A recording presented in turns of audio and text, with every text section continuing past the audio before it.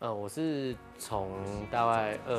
年开始，就是创作客语歌曲这样。然后其实一开始会做客语歌曲，也是有一部分是因为参加比赛这样。然后因为在我大学的时候，就是参加学校的热音社，然后开始创作这样一些西洋的流行摇滚的歌曲这样。然后一直到我后来2006年就是想要参加海洋音乐季这个比赛，对，那我就想要做出一些跟其他人不一样的有深度，然后有区隔的一些音乐，然后所以我就想到，其实我是客家人这个背景，那其实我在小时候，我爸爸妈妈就是还有家里的长辈，其实都蛮常听传统客家音乐，所以我在我的脑海的资料库里面其实已经蕴藏很多客家传统音乐的旋律，所以我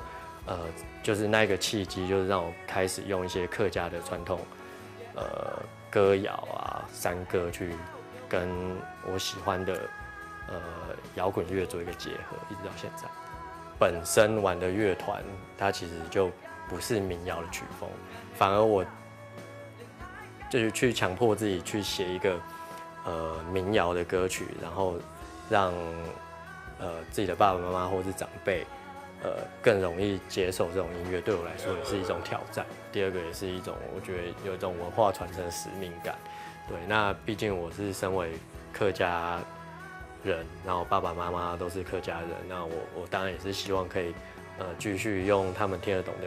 语言去写更多的歌曲。那我觉得不管是我用摇滚的方式去重新包装它，然后还是用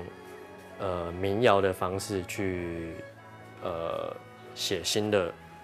自己的客语的创作，我觉得对我来说都是一种挑战。各位观众朋友，大家好，我是千整峰。